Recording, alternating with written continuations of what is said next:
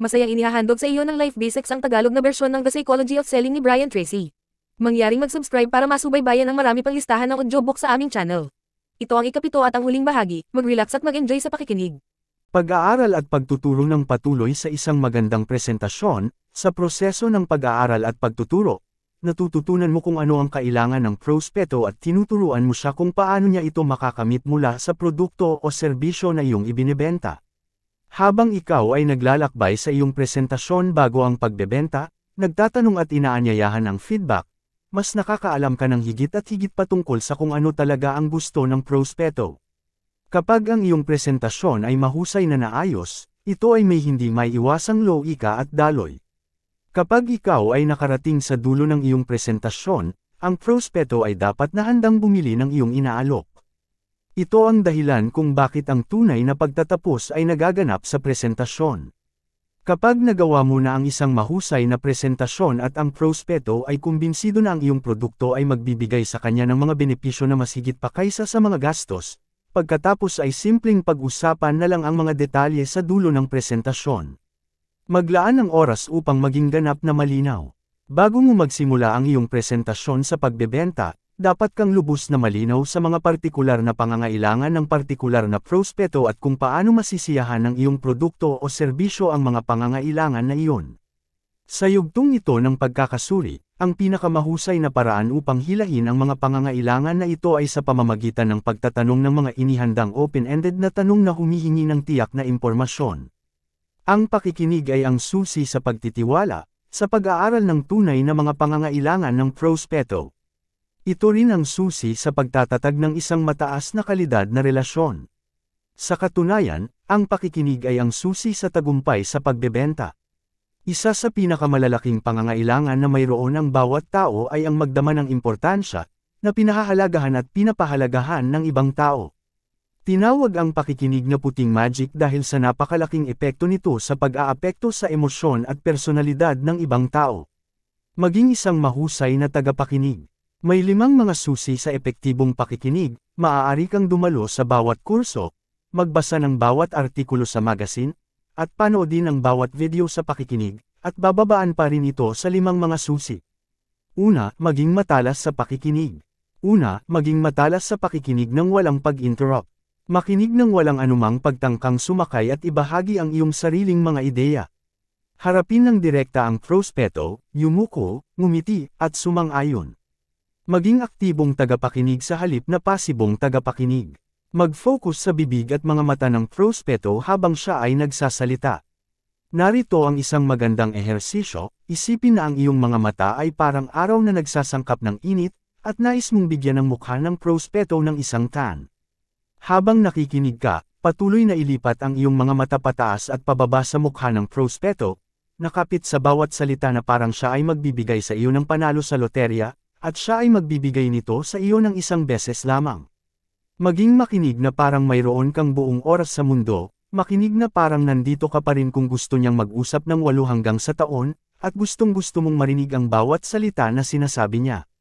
Ang pakikinig ay nakakaapekto sa mga tao. Kapag ang isang prospeto ay matalas na pinakikinggan, siya ay nakakaranas ng partikular na mga pagbabagong psikolohikal, tumataas ang kanyang tibok ng puso, tumataas ang kanyang presyon ng dugo, naglalakbay ang kanyang galvanic skin response. Pinakamahalaga, kapag isang tao ay matalas na pinakikinggan, tumaas ang kanyang pagmamahal sa sarili. Siya ay mas nagkakaroon ng halaga, mas gusto niya ang kanyang sarili, at bilang resulta, mas gusto niya ang taong matalas na nakikinig sa kanya. Ang pakikinig ang pinakamalakas sa lahat ng mga pamamaraan sa pagbebenta. Lahat ng pinakamataas na binabayarang mga profesional sa pagbebenta ay inilalarawan bilang napakahusay na mga tagapakinig.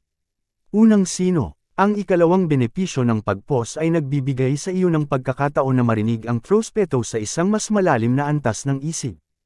Halos parang ang mga salita ay tumatagos sa iyong isipan tulad ng kung paano ang tubig ay tumatagos sa lupa. Kapag pinahintulutan mong magkaroon ng katahimikan pagkatapos ng mga salita ng prospeto, mas nauunawaan mo kung ano talaga ang ibig sabihin niya kaysa kung agad kang sumagot. Ang ikatlong benepisyo ng pag-pause bago sumagot ay ang pag-iwas sa panganib na putulin ng prospeto kung siya ay nag-ayos lamang ng kanyang mga saloobin at nag-aayos upang magsimulang magsalita muli. Bigyan ng puwang ang katahimikan sa usapan. Dapat maging comfortable ang mga tagapagbebenta sa katahimikan. Ito ay kritikal sa tagumpay sa pagbebenta.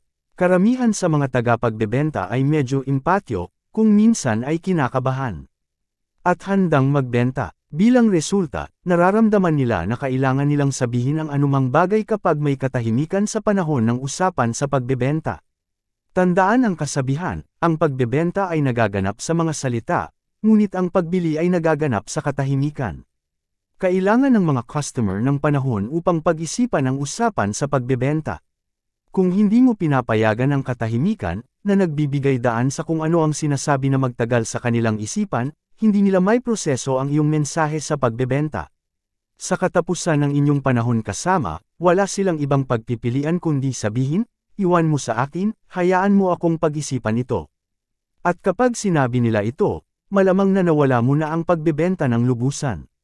Tatlong tanong para sa paliwanag. Pangatlong tanong para sa paliwanag. Huwag kailanman mag-assume na alam mo kung ano ang talagang ibig sabihin ng prospektong sinabi. Sa halip, huminto at tanungin ang tanong, ano ang ibig mong sabihin? Ito ay isa sa mga mahusay na tanong para sa tagumpay sa pagbebenta. Anuman ang sabihin ng prospektong iyon o anuman ang kanyang objeto, maaari kang laging sumunod dito ng, ano ang ibig mong sabihin? Mahal masyado. Ano ang ibig mong sabihin? Hindi namin kayang bayaran ito. Ano ang ibig mong sabihin? Masaya kami sa aming kasalukuyang supplier. Ano ang ibig mong sabihin? Wala ito sa budget. Ano ang ibig mong sabihin? Sa tuwing tinatanong mo ang tanong na ano ang ibig mong sabihin, ang prospekto ay magpapalawak sa kanyang sinabi. Magbibigay siya ng mas maraming detalye, at ang bawat paliwanag ay nagpapataas sa posibilidad na sasabihin niya sa iyo kung ano ang kailangan mong malaman upang tulungan siya na gumawa ng desisyon sa pagbili. Ang mga tanong ay katumbas ng kontrol. Pahintulutan mong ulitin ang mahalagang prinsipyong ito sa pagbebenta at komunikasyon, ang taong nagtatanong ang may kontrol. Ang mga tao ay nakasanayan ng tumugon sa mga tanong mula sa maagang pagkabata. Kapag tinanong mo ang isang tao ng isang tanong, halos automatikong nagbibigay siya ng sagot. Kapag ikaw ay nagsasalita sa mga salitang nasa halos 100 hanggang 150 bawat minuto, ang prospekto ay maaaring proseso ng mga salita sa rate na 600 bawat minuto. Ibig sabihin nito, ang prospekto ay may 3/4 ng kanyang oras na available upang mag-isip ng ibang bagay habang ikaw ay nagsasalita. Madalas na ang mga prospektong ito ay nawawala sa kanilang sariling mga iniisip dahil mayroon silang napakaraming oras para mag-isip kapag ikaw ay nagbibigay ng iyong presentasyon. Pero kapag tinanong mo ng isang tanong, ang sandaling porsyento ng pansin ng prospekto ay nakatuon sa pagsagot sa iyo. Halos kung ikaw ay humawak sa prospekto sa pamamagitan ng lapels at hinayla siya patakbo. Kapag tinanong mo ang isang tanong, ang prospekto ay hindi makakaisip ng anumang iba maliban sa sagot hanggang ito ay ibinigay, na nagbibigay sa iyo ng kontrol. Ipahayag ito sa iyong mga salita. Magbigay ng feedback kung ano ang sinabi ng prospekto sa iyong sariling mga salita. Iparaphrase ang mga komento o tanong ng prospekto. Ito ay kilala bilang ang pagsusuri sa acid. Tunay na nakikinig ka. Tanging pagkatapos na nakinig ka ng maayos, huminto bago sumagot, nagtanong para sa paliwanag, at ibinalik ito sa iyong mga salita ang nasa posisyon ka na magbigay ng komento ng may katalinuhan o magbigay ng isang presentasyon sa pagbebenta. Ang pakikinig ay nagpapalakas ng tiwala, at ang pinakamahusay na paraan upang magkaroon ng pagkakataon na makinig ay upang kontrolin ang usapan sa pamamagitan ng mga tanong. Gamitin ang mga bukas na tanong. Noon pa man, tinatalakay natin ang paggamit ng mga bukas na tanong. Ito ay mga tanong na hindi maaaring sagutin ng oo o hindi. Saan man na itanong mo ang isang tanong na nagsisimula sa mga panghalip o adverbo na sino, bakit, saan, kailan, paano, ano, at alin, pinapalakas mo ang prospekto na mag-usap at magbigay sa iyo ng mas maraming impormasyon na maaaring makatulong sa iyo na gawin ang pagbebenta. Ang mga sarado na tanong. Gamitin ang mga saradong tanong upang dalhin ang usapan sa isang conclusion. Ito ay mga tanong na maaaring sagutin lamang ng oo o hindi. Ang mga saradong tanong ay palaging nagsisimula sa mga pandiwa tulad ng R, I, at DO. Handa ka na bang magdesisyon ngayon? Ito ba ang hinahanap mo? Gusto mo bang magsimula kaagad? Tandaan na ay disenyo ang iyong presentasyon sa pagbebenta sa paligid ng mga tanong na iyong iniisip ng maaga. Kung natutunan mo na, ang pagkwento ay hindi pagbebenta.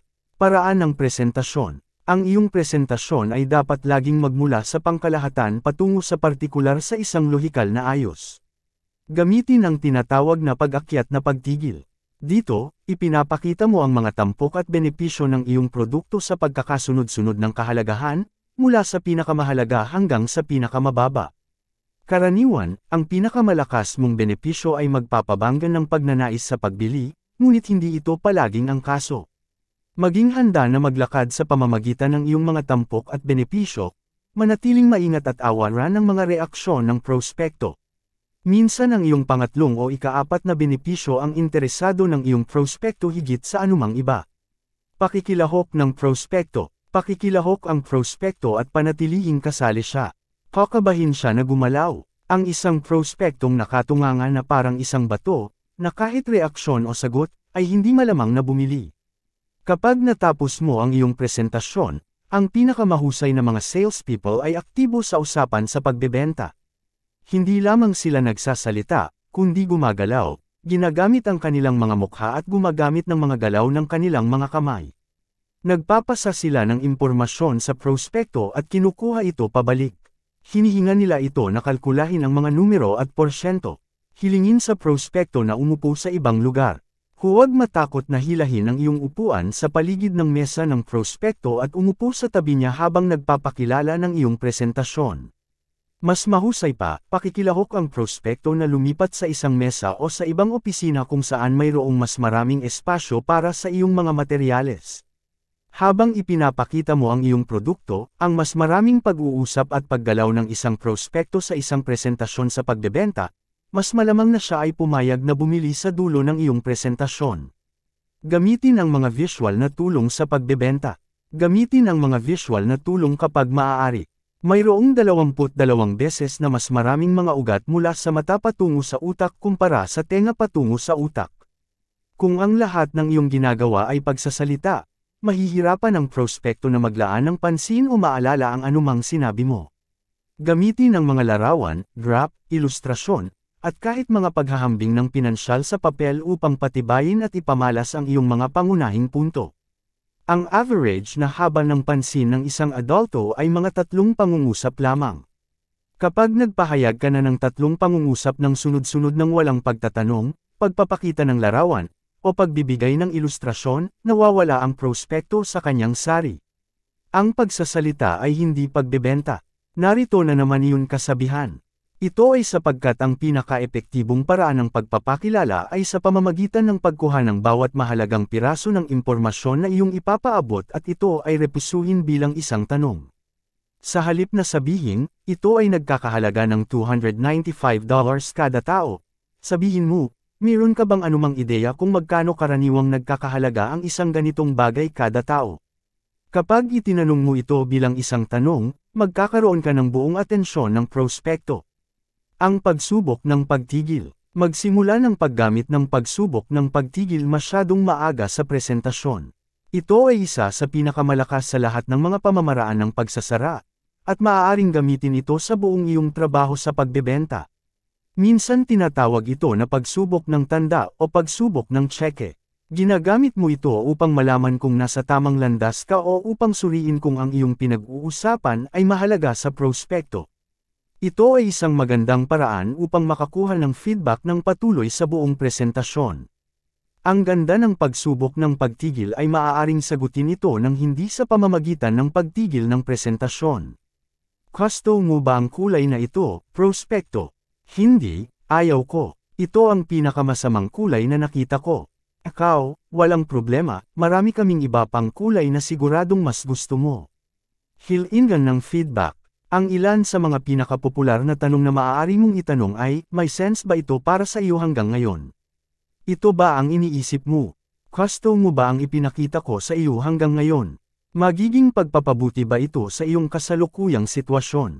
Tama ba kami hanggang ngayon? Ang bagong photocopier na ito ay makagagawa ng 150 kopya bawat minuto kumpara sa pamantayan na 100 kopya bawat minuto. Magiging mahalaga ba ito sa iyo at sa iyong negosyo? Hindi ko akalaing ganoon.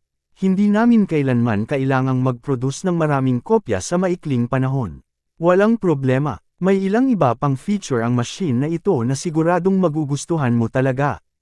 At pagkatapos ay ipagpatuloy mo ang presentasyon. Ang feedback ay mahalaga. Kapag sinabi ng prospekto na hindi sa partikular na tampok o benepisyo, binibigyan kanya ng mahalagang feedback.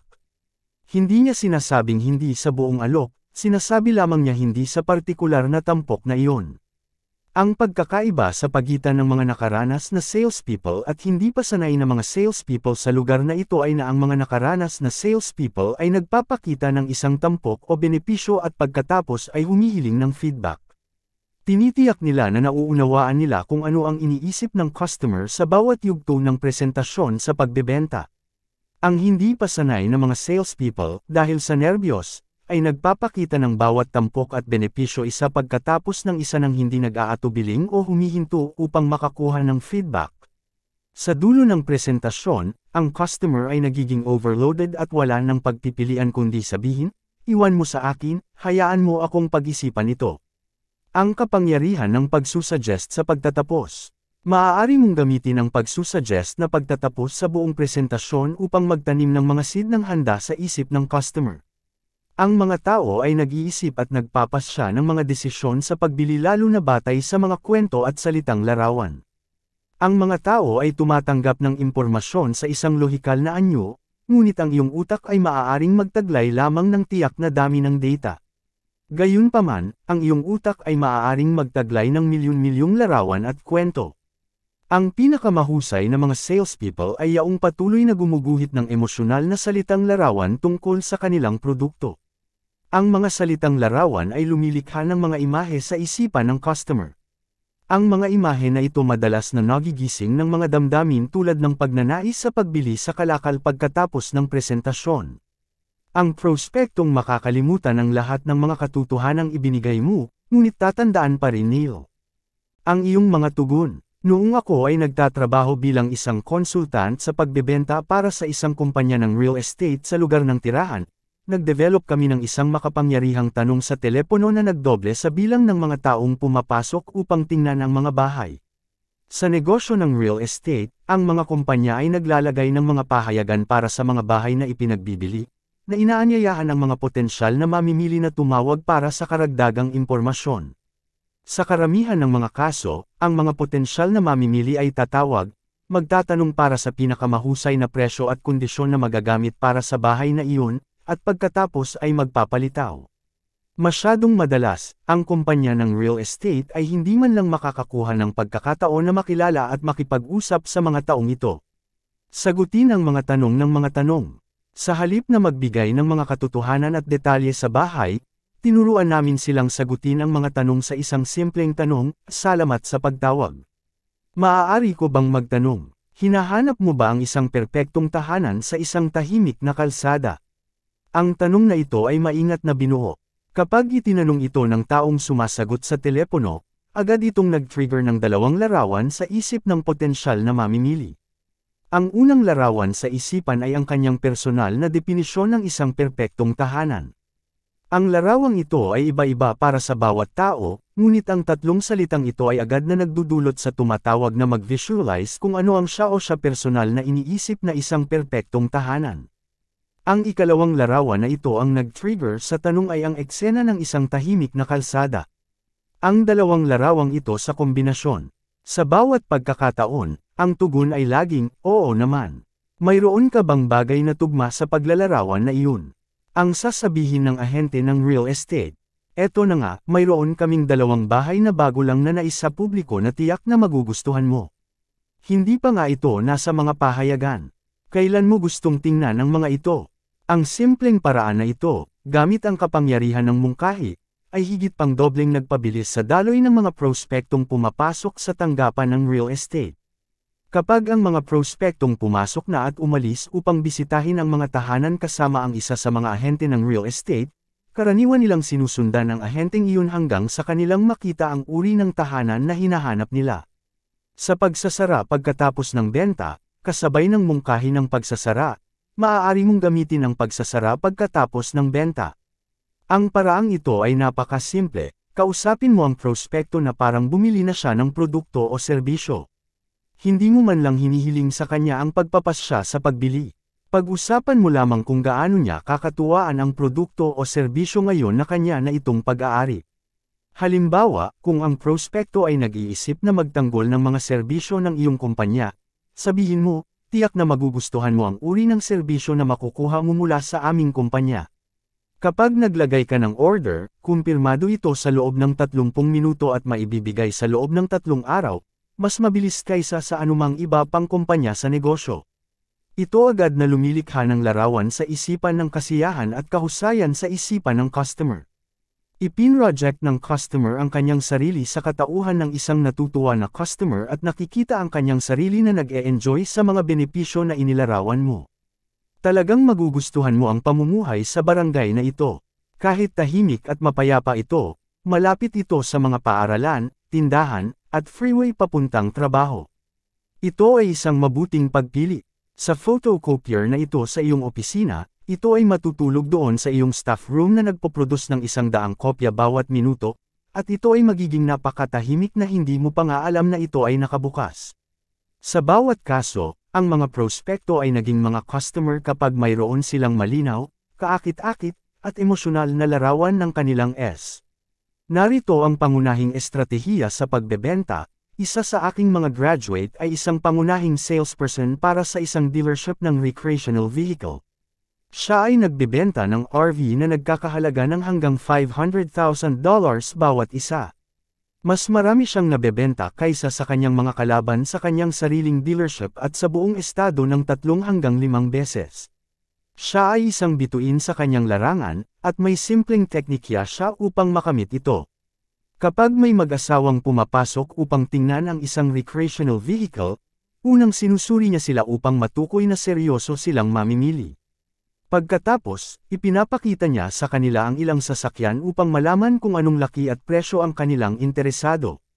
Sa huli, inaayos niya na samahan sila para sa isang kombinasyon ng tanghalian at test drive sa sasakyan na tila pinakagusto nila. Isang araw o dalawa mamaya, tulad ng naayos, siya ay pumaparating sa kanilang tahanan na nagmamaneho ng sasakyan. Pinapahiga niya sila sa loob at pagkatapos ay inaandar niya sila patungo sa isang magandang lugar sa isang parke na may tanawin sa lawa at mga bundok sa malayo. Binabaligtad niya ang sasakyan upang itong magkaroon ng magandang tanawin habang sila ay nakaupo sa kusina.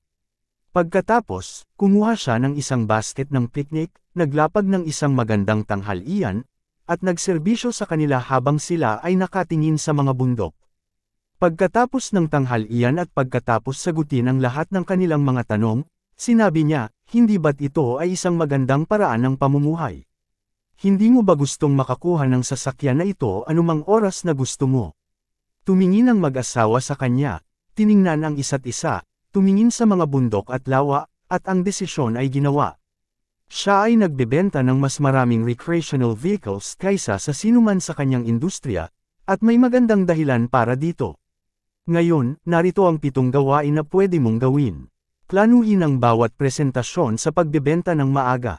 Ay disenyo ito upang lumipat mula sa pangkalahatan hanggang sa partikular, mula sa alam sa hindi pa alam, simula sa pinakamakabuluhang benepisyo mo. Magtanong ng mga tanong na pangsubok sa pagbenta sa buong proseso. Anyayahin ang feedback at tugon pagkatapos ng bawat feature o benepisyo. Alamin ang estilo ng personalidad ng mamimili ng iyong prospektong kausapin. Maglista ng mga tanong na itinanong niya o niya, mga magandang indikasyon ito. Magsanay ng kakayahan sa pakikipag-ugnayan sa iyong mga prospektong kliyente.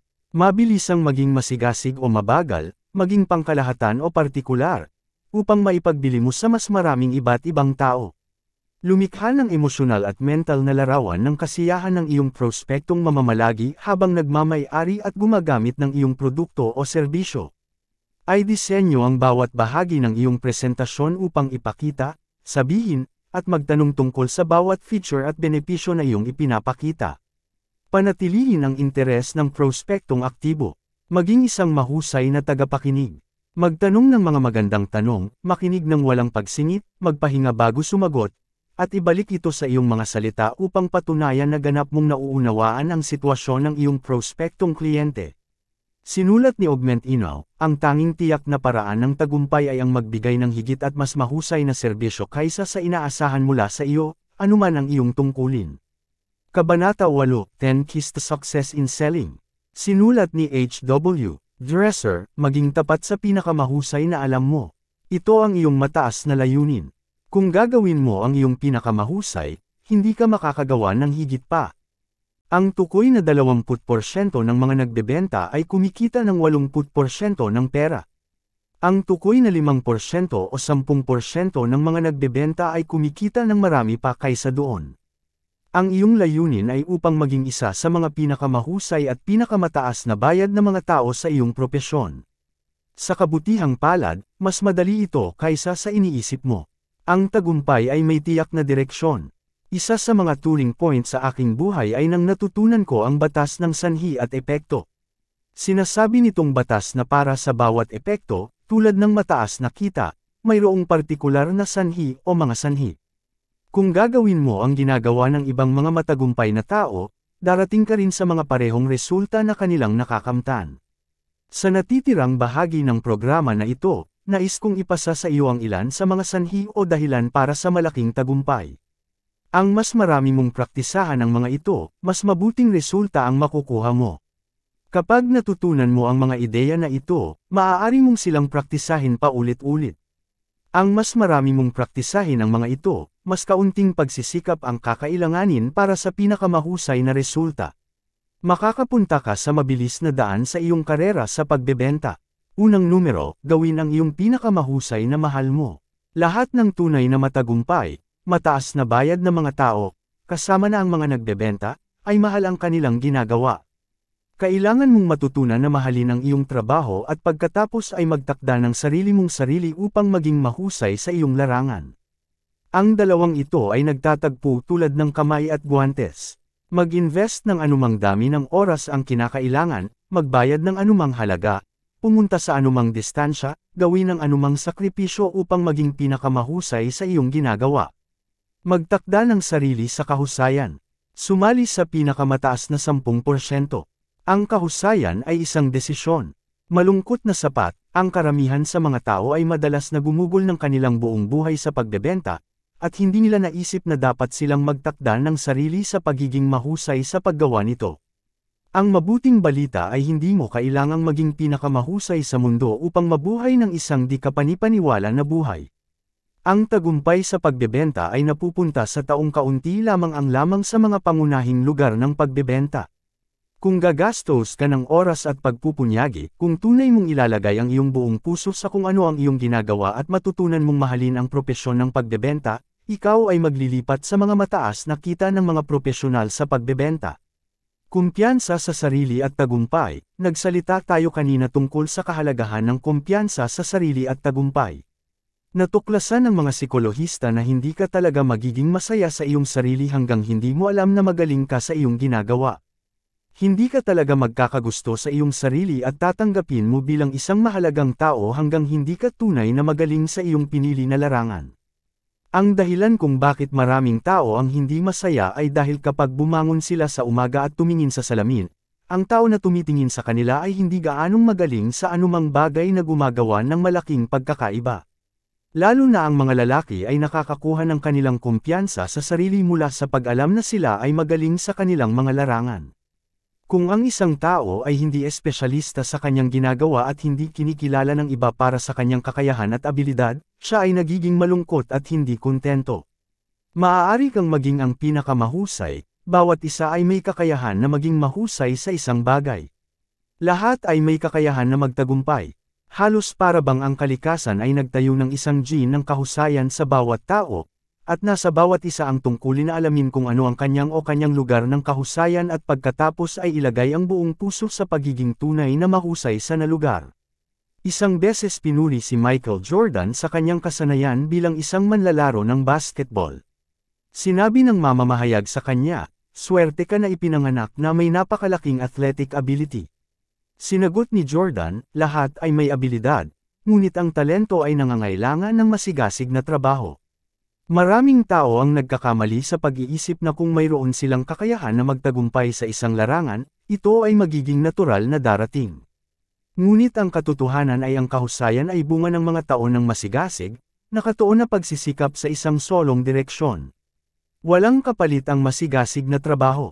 Upang magpasya kung ano eksaktong nais mo, huwag maging hindi tiyak o malabo. Magdesisyon ng eksaktong kung ano ang gusto mo sa buhay, itakda ito bilang isang layunin, at pagkatapos ay tukuyin kung ano ang presyo na kailangan mong bayaran upang makamtan ito. Karamihan sa mga tao ay hindi kailanman gumagawa nito.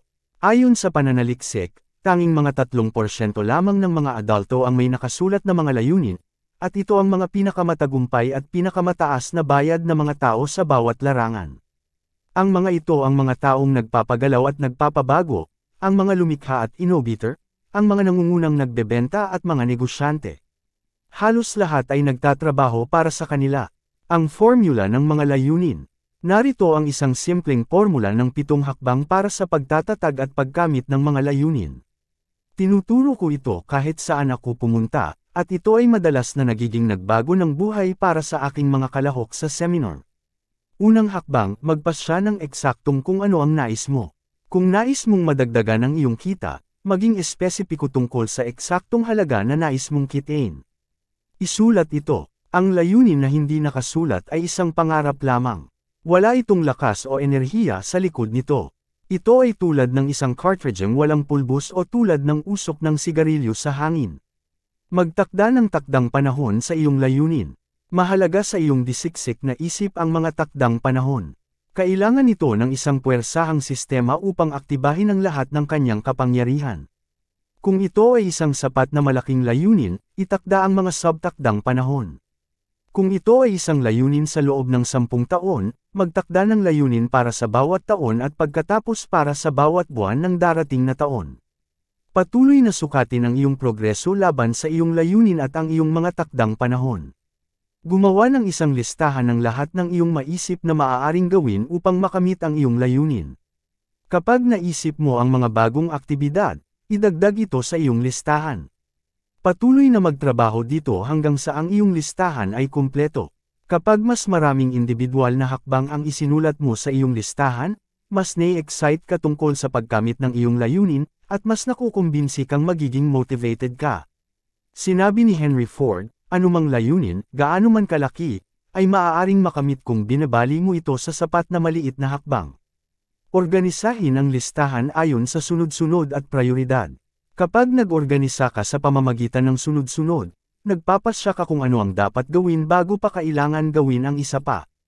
Hinuhulaan mo kung ano ang unang gagawin, ano ang susunod, at iba pa. Kapag nag-organisa ka sa pamamagitan ng prioridad, hinuhulaan mo ang pinaka-importanteng bagay sa iyong listahan at pagkatapos ang pangalawa, pagkatapos ang pangatlo, ang ika-4, at ang ika-5, at iba pa. Kapag mayroon ka ng isang listahan ng mga hakbang na nakaayos ayon sa sunod-sunod at prioridad, mayroon kang isang plano. Ang isang taong may layunin at plano ay maglalakbay ng maraming beses sa paligid ng isang tao na may pangarap at pag-asa lamang. Kumilos sa iyong layunin, ano man ito. Ang pangunahing dahilan kung bakit nagtatagumpay ang mga tao ay dahil sila ay may pagkilos. Ang pangunahing dahilan kung bakit ang mga tao ay nabibigo ay dahil hindi sila kumikilos.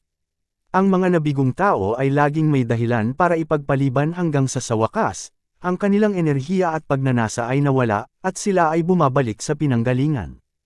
Gawin ang isang bagay araw-araw na naglalakad sa iyo patungo sa iyong pinakamahalagang layunin, anuman ito sa oras na iyon. Gawin ito 365 araw bawat taon. Itaguyod ang disiplina ng pagtatrabaho sa iyong mga layunin araw-araw upang maging normal at natural ito sa iyo tulad ng paghinga. Itakda ang 10 layunin agad. Narito ang isang ehersisyo para sa iyo. Kunin ang isang piraso ng papel at isulat ang salitang, layunin, sa itaas ng pahina, kasama ang petsa ngayon. Pagkatapos isulat ang 10 layunin na nais mong makamit sa susunod na 12 buwan. Isulat ng mabilis maaari, ang ehersisyong ito ay dapat lamang tumagal ng 3 hanggang 5 minuto. Kapag mayroon ka ng iyong listahan ng 10 layunin, tingnan ang listahan at tanungin ang iyong sarili, anong isang layunin sa listahang ito?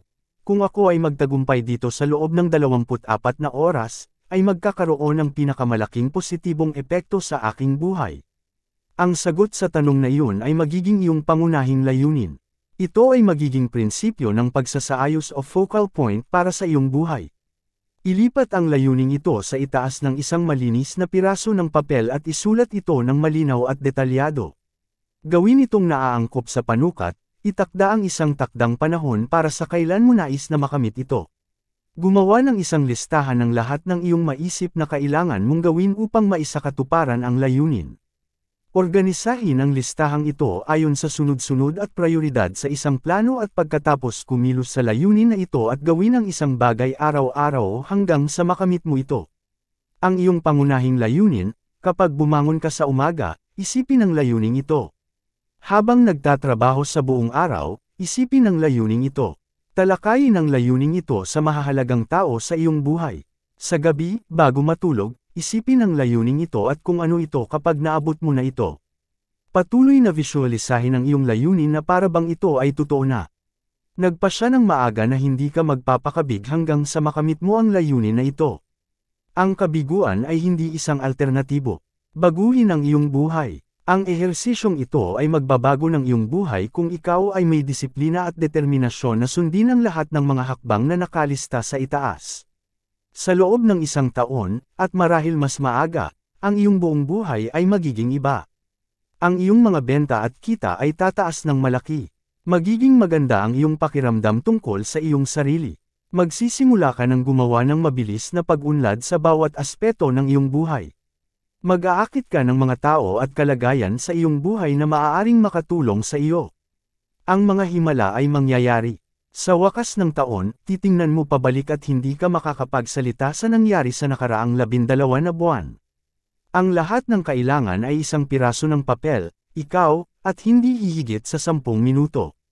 Subukan mo. Isulat ang 10 layunin, pumili ng isa, gumawa ng isang plano, at tingnan kung ano ang mangyayari. Suportahan ang iyong layunin ng pananatili at determinasyon.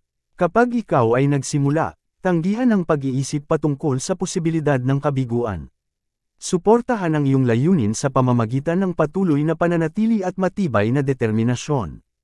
Magpasya na ibuhos ang iyong buong puso at kaluluwa sa iyong tagumpay at sa pagkamit ng layuning iyon. Huwag magpigil ng kahit na ano. Gumawa ng ganap na commitment. Magpasya na wala nang makakapigil sa iyo o makaka-discourage sa iyo. Maaari mong sabihin kung saan ka pupunta sa 1, 2, o 3 taon batay sa kung gaano mo maagap na tinugon sa mga hindi maiiwasang pagsubok, pagtutol, at panghihinayang na iyong nararanasan araw-araw. Ang antas mo ng pananatili sa harap ng mga pagsubok ay ang iyong sukatan ng iyong paniniwala sa iyong sarili. Sinabi ng Griyegong pilosopo na si Epictetus, ang mga kalagayan ay hindi gumagawa ng tao, sila lamang ay nagpapakita sa kanyang sarili. Ang pagsubok ay nagpapakita kung ano ka. Tulad ng sinabi ng aking kaibigan na si Charlie Jones, hindi mahalaga kung gaano kalalim ang iyong pagbagsak, ngunit kung gaano kataas ang iyong pagtalon, iyon ang mahalaga. Maaari mong malaman kung gaano ka kamahusay na magiging matagumpay sa kung gaano ka mabilis mag-rebound.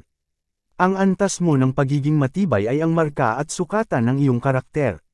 Ang iyong kakayahan na tanggapin ang masipag na trabaho at ang mga mahigpit na pagkakadapa ng pagbebenta at patuloy na magpatuloy ay ang pangwakas na batayang sukatan ng iyong tagumpay. Magpasya na patuloy sa walang hangganang pag-aaral. Ang iyong isipan ay ang pinakamahalagang yaman mo, at ang kalidad ng iyong pag-iisip ang nagtatakda ng kalidad ng iyong buhay. Ipagpatuloy ang iyong sarili sa walang hanggang pag-aaral. Hindi ko maaaring bigyang pansin ito ng masyadong madalas.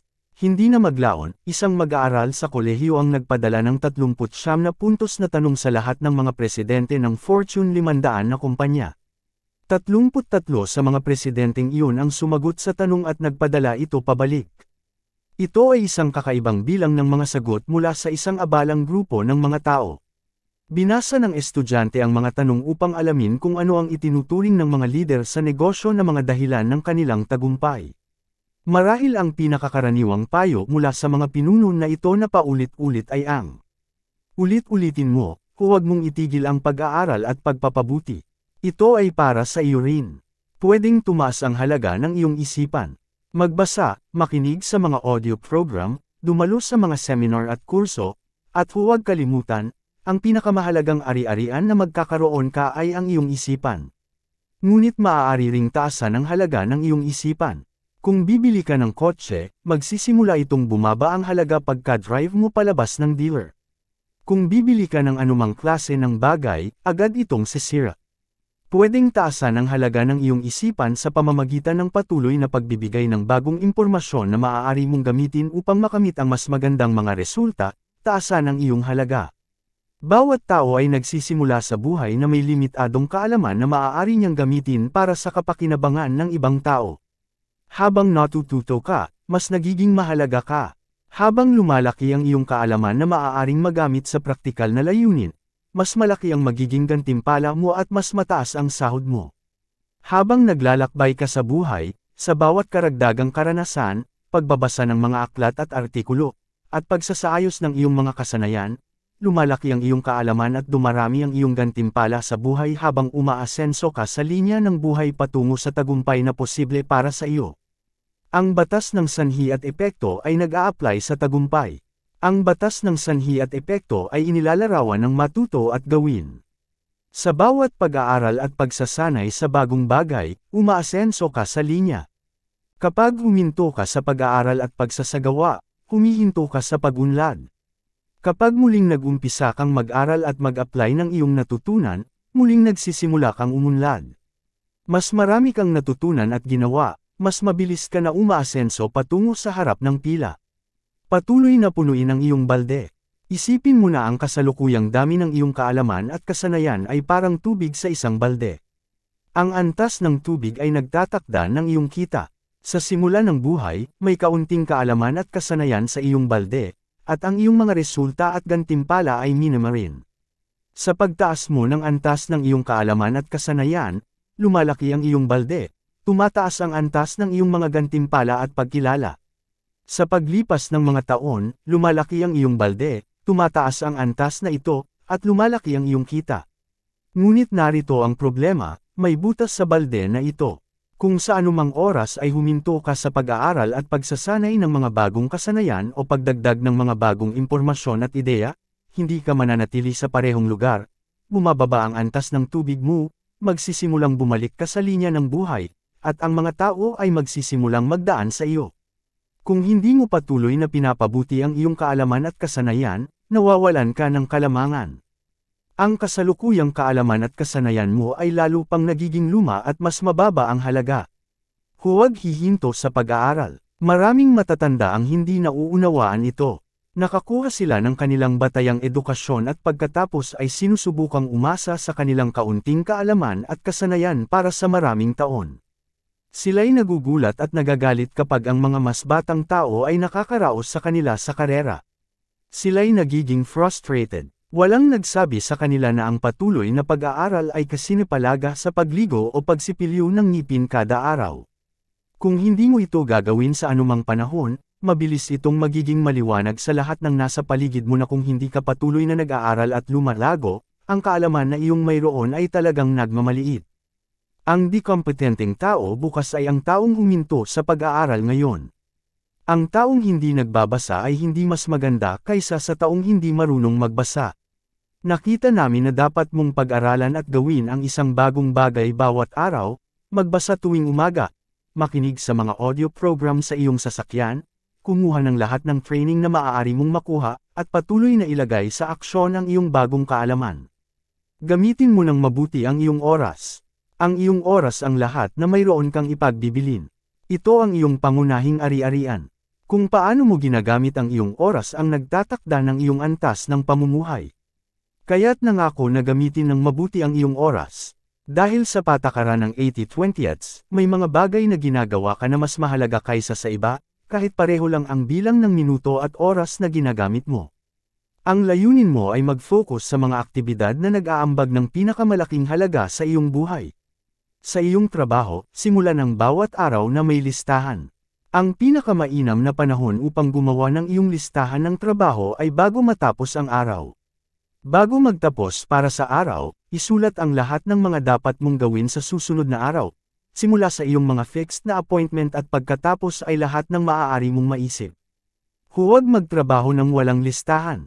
Sabi ng mga eksperto sa pamamahala ng oras na maaari mong madagdagan ang iyong produktibidad ng 25% o makakuha ng dagdag na 2 oras kada araw sa mismong pagpaplano ng iyong araw ng maaga.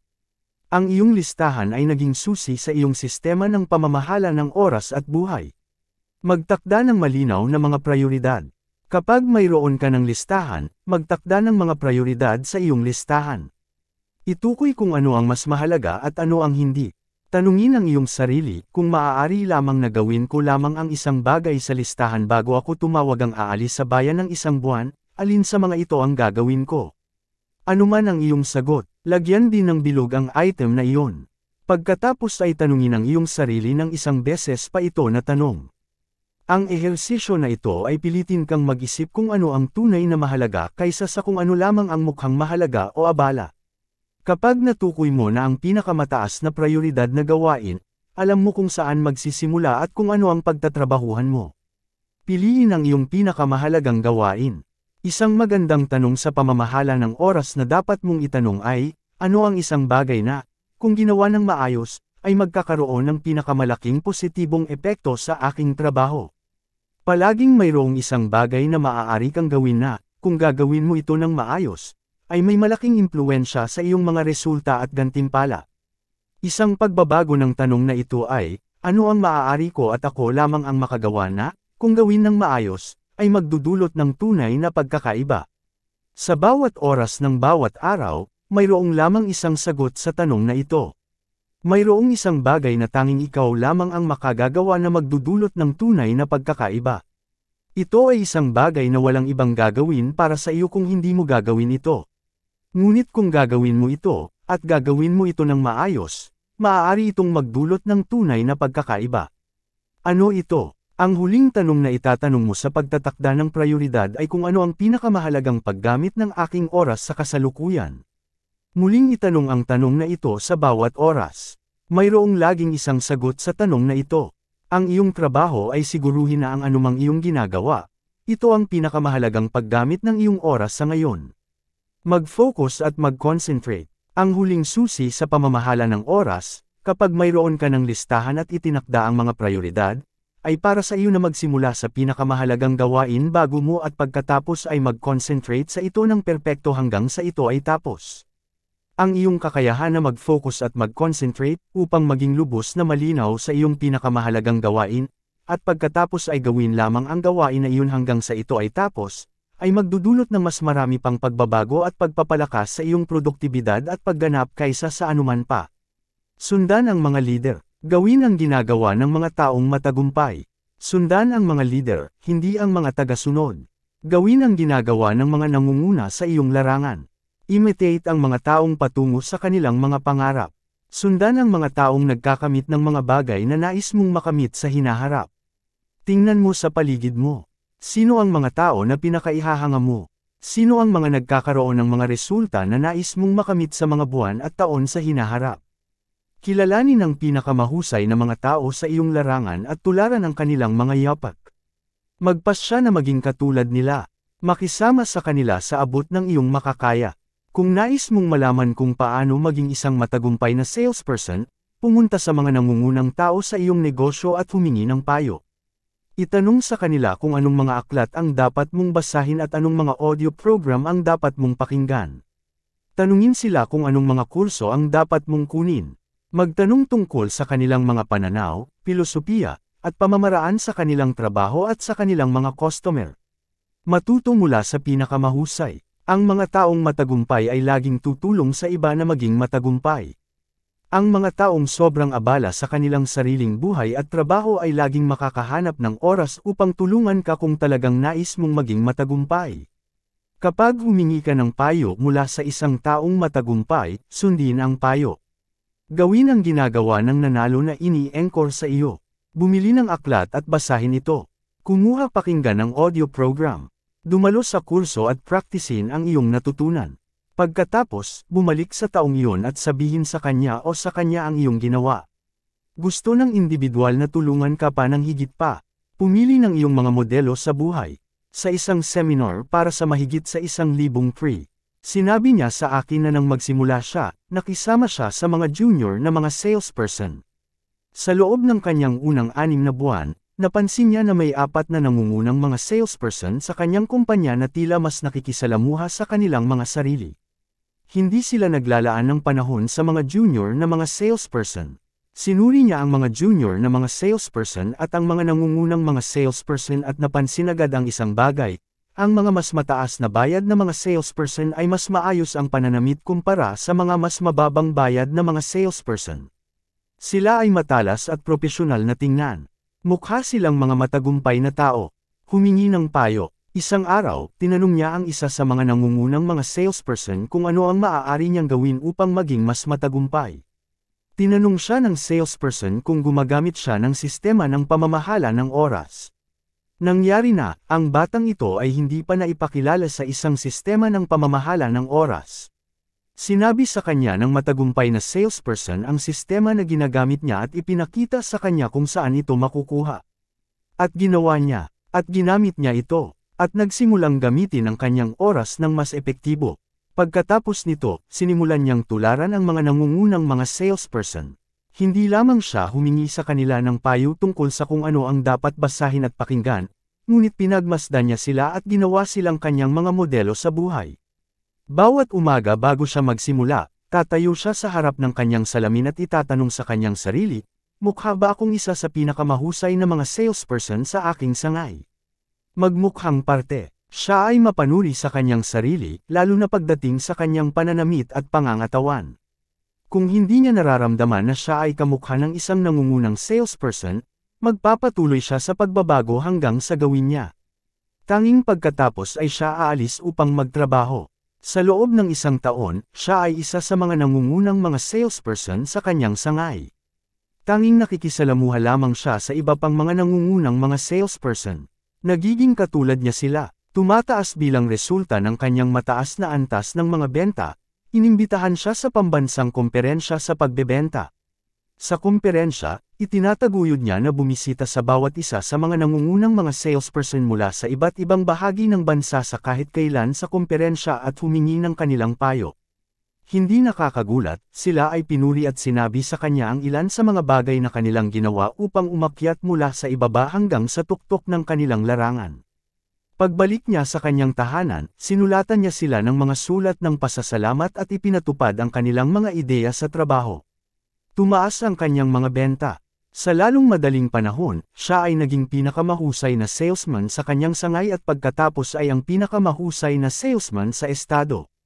Sa loob ng 5 taon, binago niya ang kanyang buhay. Sa mga pambansang komperensya sa pagbebenta, inimbitahan siya sa entablado upang tanggapin ang mga premyo at parangal. Sa pamamagitan ng kanyang 8 taon sa negosyo, siya ay naging pinakamahusay na salesman sa bansa. Ang kanyang sinabi sa akin ay nakaka-interes. Sinabi niya na ang lahat ng kanyang tagumpay ay nanggaling sa pagtatanong sa iba pang mga nangungunang mga salesperson kung ano ang kanilang ginagawa at pagkatapos ay sinusundan ang kanilang gabay. Ngunit ang kanyang natutunan ay na kahit na ang mga nangungunang mga salesperson na ito ay palaging umuupo sa entablado at tumatanggap ng mga premyo para sa kahusayan sa pagbebenta taon-taon, siya ang unang taong kailanman na humanap sa kanila at nagtanong sa kanila ng payo. Lumilipad kasama ang mga agila. Si David McClelland ng Harvard, may akda ng The Achieving Society, ay nagpapansin na ang pangunahing pagkakaiba sa pagitan ng tagumpay at kabiguan sa buhay ay ang iyong pagpili ng isang reference group. Sinabi niya na ang mga katulad ay madalas na nagkakatipo. Ang mga tao ay tulad ng mga kamilyan. Kinukuha namin ang mga pananaw at pag-uugali ng mga taong kasama namin. Nagiging katulad namin ang mga taong ito. Tinatanggap namin ang kanilang mga opinyon, ang kapangyarihan ng suggestion, lalo na ang mga pananaw at pananaw ng ibang mga tao, ay nagbibigay ng malaking impluwensya sa kung paano namin iniisip at nararamdaman ang tungkol sa ating mga sarili at kung paano kami kumikilos sa araw-araw. Ang karakter ay lahat. Bantayan ang iyong integridad bilang isang sagradong bagay. Walang mas mahalaga kaysa sa kalidad ng iyong buhay sa ating lipunan.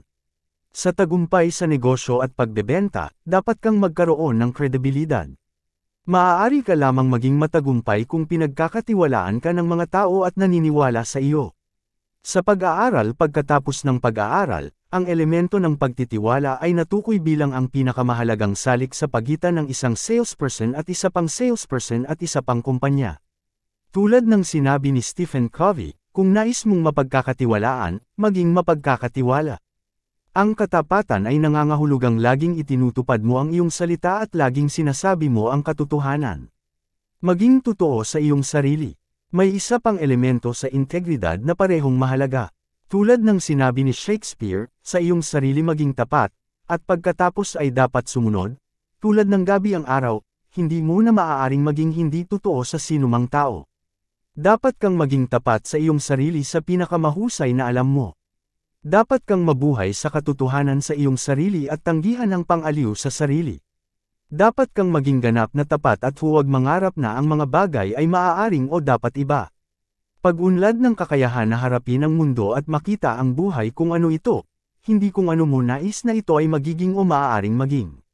Karamihan sa mga tao ay medyo tapat. Hindi sila nagsisinungaling, nandadaya, o nagnanakaw. Ginagawa nila ang kanilang trabaho, nagbabayad ng kanilang buwis, at nagtutuos ng tuwid sa iba.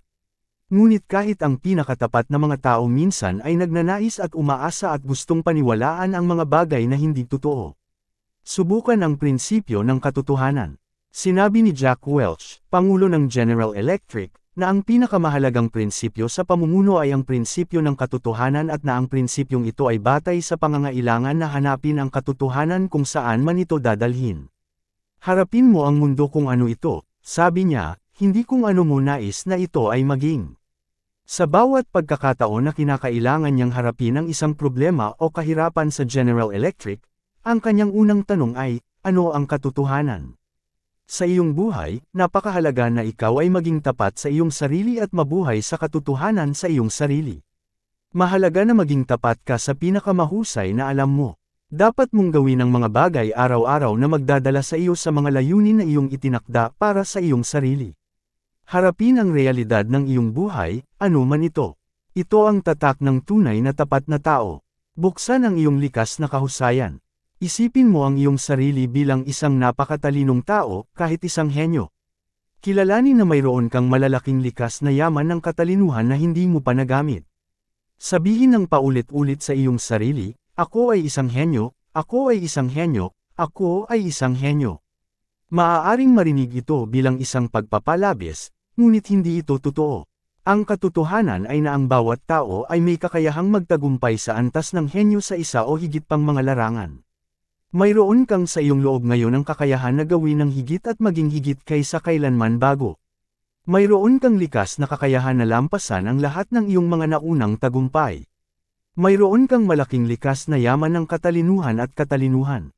Tulad ng sinabi ni Dennis Waitley, mayroon kang higit na potensyal kaysa sa maaari mong gamitin sa 100 na buhay.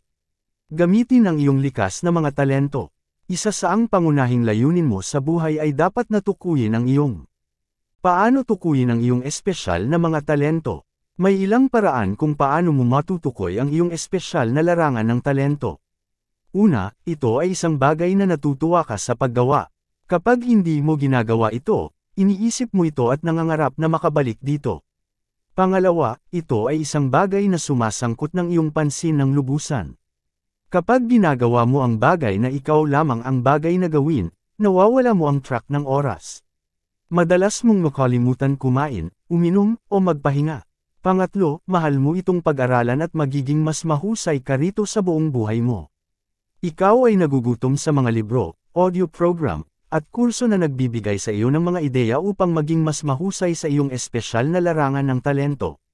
Pang-apat, mahal mo itong pag-usapan, talakayin, marinig, at makasama ang mga taong gumagawa ng iyong nararapat na gawin.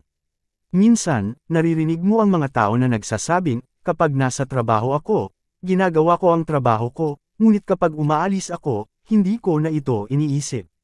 Ang uri ng taong ito ay may limitadong hinaharap sa anumang ginagawa niya. Ang isang tao na hindi iniisip ang kanyang trabaho kapag siya ay malayo dito ay isang tao na hindi angkop sa larangang iyon ng trabaho. Kung ginagawa mo ang tamang trabaho para sa iyo, ang iyong trabaho at personal na buhay ay magkasama na may manipis na linya sa pagitan ng dalawa. Panglima, at marahil ang pinakamahusay na tanda ng iyong natural na talento, ay ang isang bagay na madaling matutunan at gawin. Sa katunayan, nakakalimutan mo kung paano mo ito natutunan sa unang lugar. Madali ito para sa iyo, tila ito ay natural na ekspresyon ng iyong pagkatao. Ginagawa mo ito ng madali at mahusay, halos walang pagsisikap. Isa sa mga dahilan ng hindi pagkamit ng tagumpay ay dahil maraming tao ang nagmamalasakit sa kanilang sarili bilang karaniwan kaysa sa espesyal. Tinitingnan nila ang ibang tao na mas mahusay kaysa sa kanila at inaakala na ang mga taong iyon ay mas magaling kaysa sa kanila. Ngunit kung sila ay mag-iisip sa ganitong paraan, ang kanilang lohikal na conclusion ay kung ang isa ay mas magaling, sila ay dapat na mas masahol. Kung ang isa ay mas mahalaga, sila ay dapat na mas hindi kasing halaga. Ang pakiramdam na ito ng kawalan ng halaga at kawalan ng kahusayan ay maaaring magdulot ng pagtanggap ng pangkaraniwang pagganap, kahit na sila ay tunay na kaya ng higit na mahusay na pagganap. Numero 9, practice ng gintong regulasyon. Practice ng gintong regulasyon sa lahat ng iyong mga pakikipag-ugnayan sa iba. Gawin mo sa iba ang gusto mong gawin nila sa iyo. Isipin mo ang iyong sarili bilang isang customer. Paano mo gustong tretuhin? Maliwanag na gusto mong ang isang salesperson ay diretsyo sa iyo. Gusto mo na siya ay maglaan ng oras na maunawaan ang iyong suliranin o pangangailangan at saka ipakita sa iyo ang hakbang-hakbang kung paano ang kanyang solusyon ay makakatulong sa iyo na mapabuti ang iyong buhay o trabaho sa isang cost-effective na paraan. Iyong na-appreciate ang katapatan at tuwid na pakikipag-ugnayan. Gusto mo na ang salesperson ay ipaliwanag ang mga kahinaan pati na rin ang mga lakas ng kanyang produkto. Pagkatapos, gusto mo na ang salesperson ay tuparin ang kanyang mga pangako at tuparin ang kanyang mga pangako sa iyo. Kung ito ang gusto mo mula sa isang salesperson na nagbebenta sa iyo, tiyakin mong ibigay ito sa bawat customer na kausap mo. Ang universal na pamantayan, practice ang universal na pamantayan ni Immanuel Kant, ang Dutch philosopher. Sinabi niya, pamunuan mo ang iyong buhay na tila ang bawat aksyon mo ay magiging isang universal na batas para sa lahat ng tao.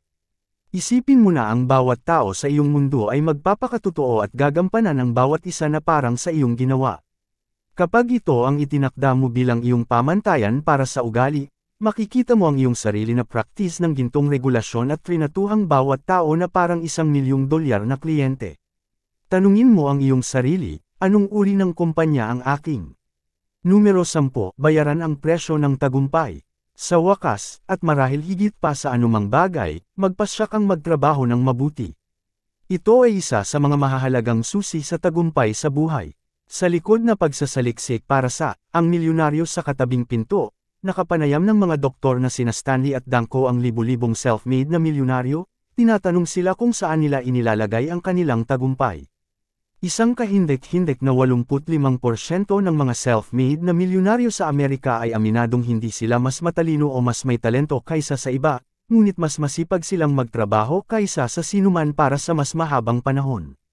Ang susi sa tagumpay sa pagbebenta ay para sa iyo na magsimula ng kaunti ng maaga, magtrabaho ng kaunti ng mas masipag, at manatili ng kaunti ng mas huli. Gawin ang mga maliit na bagay na sinisikap ng karaniwang tao na iwasan gawin. Kapag nagsimula ka sa iyong araw ng trabaho, magpasya na magtrabaho ka sa lahat ng oras na nagtatrabaho ka. Huwag sayangin ang oras. Simulan na. Magtrabaho ng mabilis. Dalhin ang pagmamadali. Ang masigasig na trabaho at tagumpay sa buhay ay maaaring ihambing sa paglipad at paglipad ng eroplano. Kapag pumasok ka sa eroplano at nagtaksi papunta sa dulo ng runway, tawagan mo ang tore at humiling ng clearance para sa paglipad. Sa sandaling makakuha ka ng iyong clearance, bigyan mo ng buong throttle ang eroplano, 100%, upang ilipat ang iyong sarili pababa ng runway at pataas sa himpapawid. Narito ang aking punto, kung binigyan mo lamang ang eroplano ng 80% o kahit 70% na throttle, hindi mo kailanman mararating ang bilis ng paglipad. Mananatili kang nasa lupa hanggang sa maubusan ka ng runway at mabangga.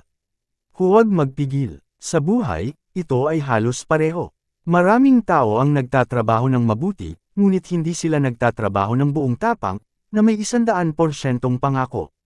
Bilang resulta, hindi nila nararating ang punto ng paglipad na naglalagay sa kanila sa tuktok na 10% sa kanilang larangan. Sila ay palaging nananatiling nasa lupa sa gitna ng karaniwan. Nanatili sila sa 80% ng mga salesperson na kumikita lamang ng 20% ng pera na available. Ang magandang balita ay kung itulak mo ang iyong throttle ng buong kapasidad at magpapabilis sa runway, pagkuha ng bilis at taas, mabilis kang maglilipad. Sa pamamagitan ng pag-iingat mo sa iyong throttle, ikaw ay aakyat hanggang sa wakas ay marating mo ang cruising altitude. Kapag nakamit mo na ang cruising altitude, maaari mong bawasan ang throttle, maging mas magaan at mananatili ka sa mataas na altitude sa buong iyong paglalakbay. Sa iyong karera sa pagbebenta, lalo na sa simula, dapat kang magtrabaho ng buong tapang, na may 100% iyong enerhiya, upang makawala sa grabedad ng mundo at lumabas sa karamihan ng mga pangkaraniwang mga tao. Ngunit kapag nakamit mo na ang iyong cruising altitude at nakapasok ka na sa tuktok na 10% ng mga kumikita ng pera sa iyong larangan, maaari kang bawasan ang throttle, maglaan ng mas maraming oras sa iyong pamilya at mga kaibigan, at patuloy na panatilihin ang iyong kita at resulta sa mataas na antas. Ang iyong hinaharap ay walang limitasyon. Mayroon kang sa loob mo ngayon ang kakayahan na maging mas magaling, gawin ang mas marami, at magkaroon ng mas marami kaysa kailanman sa iyong buhay. Sa pamamagitan ng pagiging ganap na mahusay sa iyong piniling larangan ng pagbebenta, maaari mong makamit ang lahat ng iyong mga layunin at matupad ang lahat ng iyong mga pangarap. Maaari kang lumikha ng isang kahangahangang buhay para sa iyong sarili at sa iyong pamilya. Maaari kang maging isa sa mga pinakamahalagang tao sa iyong kumpanya, sa industriya.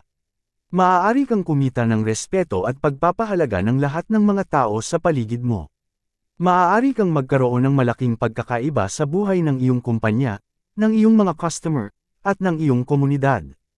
Sa pamamagitan ng pag-aaral at pag-practice ng magdesisyon ngayon na maging isa sa mga pinakamahuhusay na salesperson sa iyong industriya. Bayaran ang anumang presyo, gawin ang anumang sakripisyo, at huwag kang titigil hanggang sa makamit mo ito. Ihandog ang iyong sarili sa panghabang buhay na pag-aaral. Magbasa, makinig sa mga audio program, at dumalo sa mga seminar. Ang iyong buhay ay bumubuti lamang kapag ikaw ay nagiging mas mahusay. Pangalagaan ang iyong oras ng mabuti. Magplano ng maingat bago pa lamang at magpasya na gawin bawat minuto na mahalaga. Gawin ang iyong gusto gawin.